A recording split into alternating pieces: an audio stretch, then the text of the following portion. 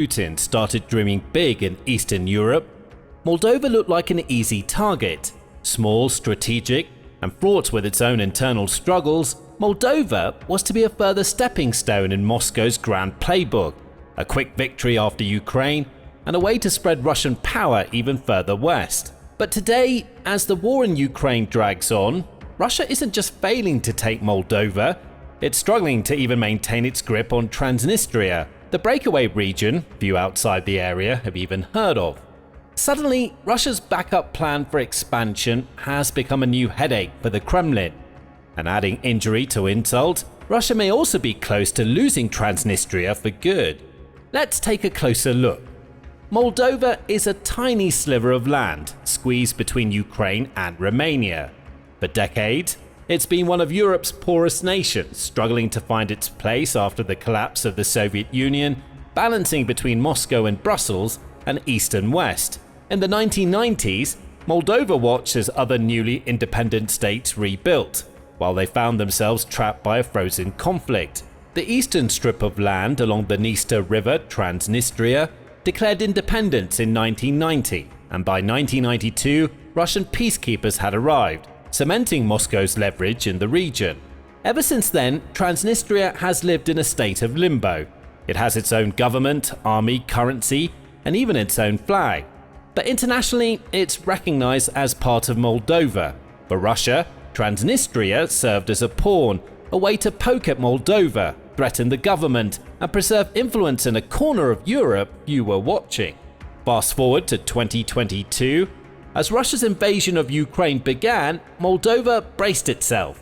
News spread of Russian troops moving through Ukraine south, and whispers began hinting that Moscow could try to push across the Dniester, grab Moldova, and finally liberate Transnistria. Pro-Russian voices cheer the idea. Western leaders warn of another front opening. But as the months tick by, the script flips. Back in Moscow, Putin's rhetoric grows sharper.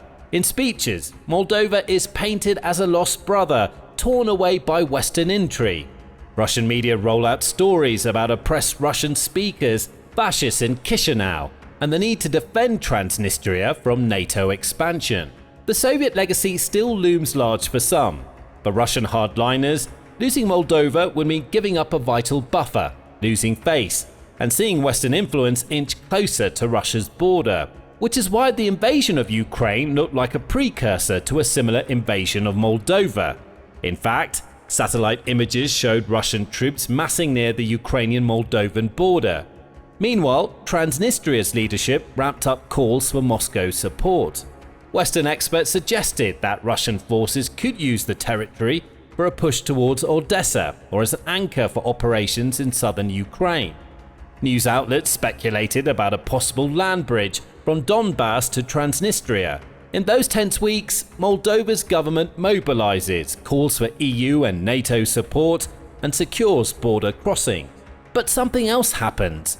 Russian advances stalled in Ukraine. The grand plan begins to unravel, not just in Kharkiv or Luhansk, but all the way to Moldova. Transnistria, once a supposed stronghold, starts to look like a liability.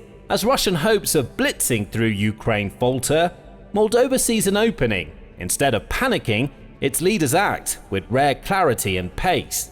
President Maia Sandu, elected on a wave of pro-European sentiment, rallies neighboring Romania and Ukraine for backup. The government fast-tracks security and defense reforms, seeking EU candidate status and ramping up anti-corruption drives. Even Moldova's parliament, a hotspot for Soviet nostalgia, begins passing Western-aligned legislation at breakneck speed. Moldovan society is changing as well. War refugees flood in from Ukraine, bringing first-hand stories of Russian shelling. Hearing these stories, young Moldovans volunteer for civil defense. Local mayors post up banners saying no war in town centers that once flew Soviet flags. And then, the ideological distance between Moldova and Transnistria grows wider. Gone are the days of quiet diplomacy or behind closed doors deals. Factory price. The government openly denounces Russian intervention, and Transnistria's leaders, sensing a shift in the wind, start hedging their bets, begging for dialogue with Chișinău and asking Moscow for more than just empty promises. But some Transnistria's citizens seem uncertain. Polls show rising support for neutrality, EU integration, and peaceful coexistence. Economic ties to the rest of Moldova's economy became more attractive than Russian remittances. Crucially, Moldova's accelerated path to EU membership is now the primary vehicle for achieving reintegration. While Brussels has stated that accession is not formally dependent on resolving the Transnistrian conflict, citing the Cyprus example, Chișinău's official position, championed by President Sandu, is to join as a unified state. The economic reality is doing the heavy lifting. Since 2016, Transnistrian businesses have been included in the EU-Moldova Deep and Comprehensive Free Trade Agreement. Consequently, over 80% of Transnistria's exports now go to the EU, with the regional economy fully aligned with the stability and predictability of the European market, not the shrinking Russian one. This economic magnet gives Chișinău a powerful, peaceful tool to pull the territory back into its legal and economic space. If anything, the war has galvanized Moldovan society and put Transnistria on notice. The Kremlin, watching its influence slip, tries to stoke tension. State media churns out tales of Moldovan fascists and Western occupation. But on the ground, few residents are buying it. For 3 decades, Transnistria was Russia's trump card, a grey zone where the Kremlin could project power. Russian troops, numbering up to 1,500, trained local forces and kept the region at arm's length from EU or NATO pressure. But now, Putin's problems in Ukraine have come home to roost. Supply routes to Transnistria have been choked by Ukrainian defenders. Russian units in the region, once parading as peacemakers, are increasingly isolated, their logistics chains fragile and their morale flagging. Western intelligence reports say even Russian commanders in Transnistria worry about being cut off entirely. Politically, Transnistria's leadership faces dilemmas on multiple fronts. The region's president, Vadim Krasnoyelsky, publicly calls for constructive dialogue, ramping down the old rhetoric of integration with Russia. Some even reach out to EU diplomats, quietly off the record, seeking guarantees for the local population if Moscow abandons them. Economic pressure is building too. Russia's sanctions-hit economy can't afford generous subsidies. Gas prices have skyrocketed, forcing the local industry to seek better terms from Moldova proper. And the population, used to Soviet-era security, now eyes the uncertainty of the Kremlin's future support. For 3 decades, this geopolitical stability was underpinned by a simple economic mechanism: free Russian gas. Moscow effectively subsidized the entire region by providing gas through Ukraine, for which Transnistria never paid, accumulating an estimated debt of over $11 billion under Moldova's name. This free fuel powered the region's utilities and its key industries, especially the giant power plants that historically supplied cheap electricity to the rest of Moldova. This lifeline was severed on January 1st, 2025, when the Russia-Ukraine gas transit contract expired, and Russia, facing logistical hurdles, refused to use alternative routes to supply Transnistria. The loss of free gas was an existential shock.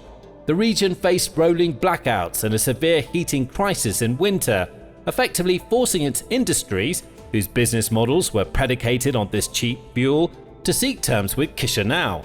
This single event, a consequence of the war and Russia's disputes with Kyiv, immediately transferred significant economic leverage from Moscow to Moldova and the EU. Russian media desperately spin stories of a triumphant return, hoping to mask the reality. Transnistria is drifting even farther from Moscow's orbit. On the streets of Tiraspol, the region's capital, the mood shifts from pride to anxiety. Local businesses worry about future contracts. Pensioners talk about the impact of rising Russian losses in Ukraine. Others stream Ukrainian news on their phones, searching for clues about what would happen if Russian troops withdrew. Against this backdrop, Moldova's government grows bolder. EU and Romanian advisors set up shop in Chișinău, helping modernize the army and strengthen border controls. Aid packages arrive to keep the economy running and reassure nervous residents of Transnistria. At the same time, covert Western assistance ramps up. Moldova's intelligence services tighten their grip on Russian-linked networks, while community organizations in border areas launch media literacy campaigns to counter propaganda. Years ago, Russian leaders relied on corruption and oligarchs to keep Moldova in check. Now, the web is unraveling. Western officials note Moldova's rapid progress. In Brussels, diplomats call for accelerated EU membership. NATO planners quietly update contingency plans. Even the United States, once aloof on Moldovan affairs, sends high-level envoys and issues public statements supporting Moldova's sovereignty and territorial integrity. The transformation catches Russian strategists off guard. Kremlin planners once saw Transnistria as a springboard. They now worry it could become a liability. In the original Soviet blueprint, Russian forces